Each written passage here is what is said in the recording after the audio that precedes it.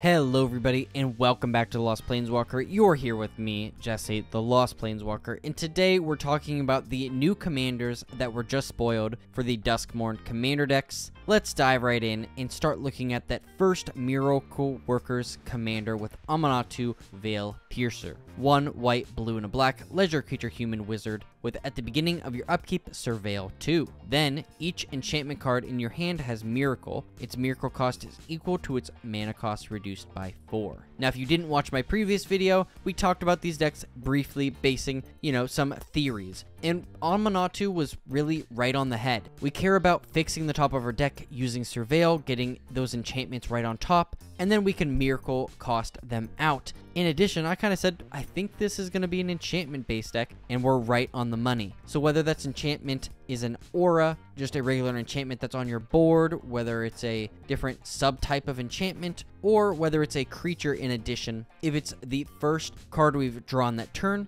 its cost will be reduced by 4, which makes for a couple different ways I think you can build around this deck. Maybe you want to play a ton of really expensive enchantments that typically you wouldn't play because it's really hard to cast a bunch of them on every turn. Well, fix it, put it right on the top of your deck, draw it as the first card, and then cast it at that reduced rate. This is going to be really hard because enchantments are quite hard to remove unless somebody's playing a targeted deck that's trying to remove all of your enchantments all the time. So you're pretty safe in terms of your pieces getting removed. In addition, you can build this any different number of ways. Like I said, there's a ton of different subtypes, the most common ones being creatures and auras, along with the regular just enchantment cards. So you can focus around one type or build around a ton of them. There's a lot of enchantments and a lot of enchantment creatures, so you could fill this card entirely with enchantments, so you're almost guaranteed to hit Miracle a card every single turn. One of the ways I think you can make this even more powerful is by playing cards like Vidalcan Ori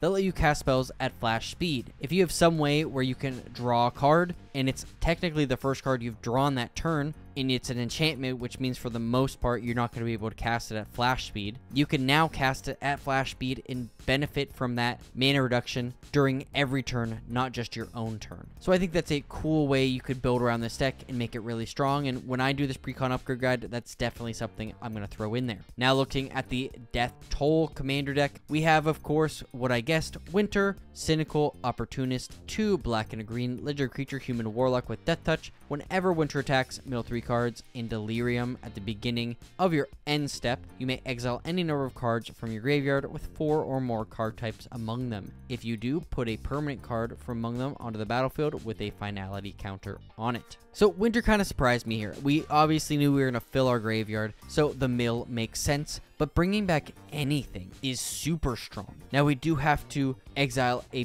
bunch of cards, at least 4, maybe removing Delirium from us, but there's so many ways you can mill in green, in black, that we're probably going to have our bin filled constant. In addition, you're going to be wanting to play cards that have multiple subtypes on each of them, which is really easy. If you've ever seen a deck revolving around Babala Saga, you'll know that there are lots of cards with many subtypes, allowing to hit Delirium in this case very easily, and only having to exile a couple of cards versus the 4 you would need typically if each of those was separate. I think Winter here is going to be really strong, getting you back, your best pieces, maybe your combo pieces, or maybe just removal that you need in general. There's a lot of really good opportunity to build with this deck, and I think this is going to be a very, very fun Golgari deck in my opinion. So now let's move on to Duskmourn and look at the Jump Scare commander deck. But before we do so, I just want to say, please consider subscribing. I'm going to be doing spoiler videos during the entire spoiler season. I'm going to be building commander decks, doing deck upgrade guides for the pre-con decks, so please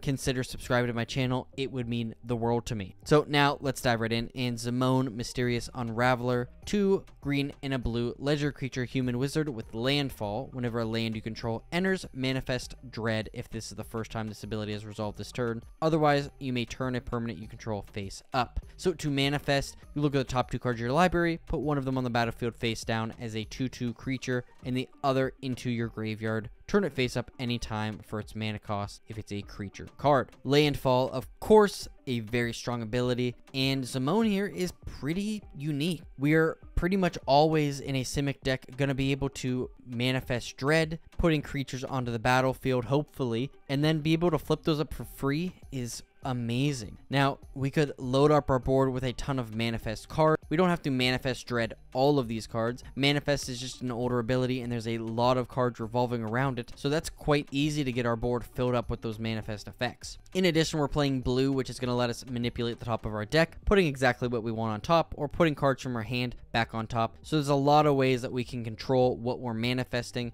and what we're putting on to our bin. In addition, you're playing green, so it's the best ramp spell color, and you're going to be able to hit those landfall drops. This is going to be a very strong deck, and I think you're going to be able to cheat out some very big monsters very easily. So this is probably going to be a super fun deck to pick up, in my opinion. And lastly, we have Valgavoth, Harrower of the Souls, in the Endless Punishment Commander deck. 2 black and a red, Ledger Creature, Elder Demon, with flying, ward, pay 2 life, and whenever an opponent loses life for the first time during each of their turns, put a +1/+1 counter on Valgavoth, Harrower of the Souls, and draw a card. Honestly, I was hoping for a little more here, and I think that this is going to be very strong. I think there's a lot of cards that you can just pay mana into or tap and it'll deal a damage to your opponents, or just cards that trigger on your opponent's turns to deal damage to them to feed Valgavoth here. But other than that, you know, I don't really know the synergy of this deck. Do you just make a big creature and swing in? Do you play a bunch of good stuff, Rakdos cards, or do you build, you know, completely around just dealing a ton of damage to your opponents on each of their turn? Valgavoth is going to be able to refill your hand by all the card draw, but the ward really isn't that consequential in Commander. Just making you pay 2 life doesn't matter, except maybe later in the game when life is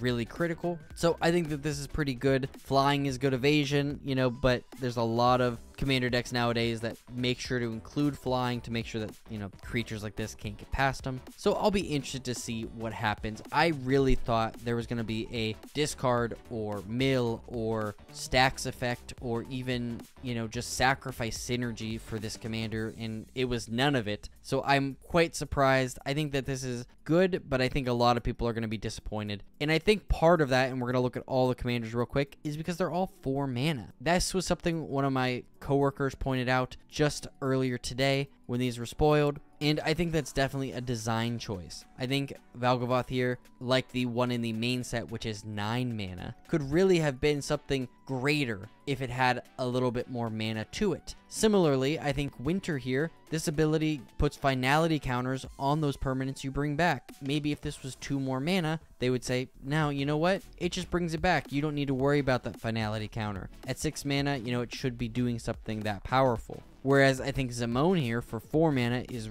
really, really good. You're going to be ramping a ton anyways, so recasting Duskmourn if she's being removed over and over again really isn't an issue for you, unlike all the rest of these commanders. Overall, I'm super pleased with these commanders. I think this is going to be a very fun way to play. I'm going to be building all these commanders along with updating those decks, and hopefully if the co-commanders are really cool, I'll decide to look at those too when they come out. But for right now, that's it. Thank you so much for watching. You know, comment down below, what did you think? Do you agree with my points? Is there some interesting play styles I missed from these decks? Let me know. I'd love to hear about it. In addition, if you please leave a like, share this video with a friend, and subscribe, that would mean the world to me. So thank you, thank you, thank you. Now today's Scryfall card of the day is Pass Wall Adept. My doors are called trespassing. My signatures, forgeries. They don't respect my talents, and I don't respect their labels. Thank you so much for watching, and as always, I'll see you later, Planeswalkers.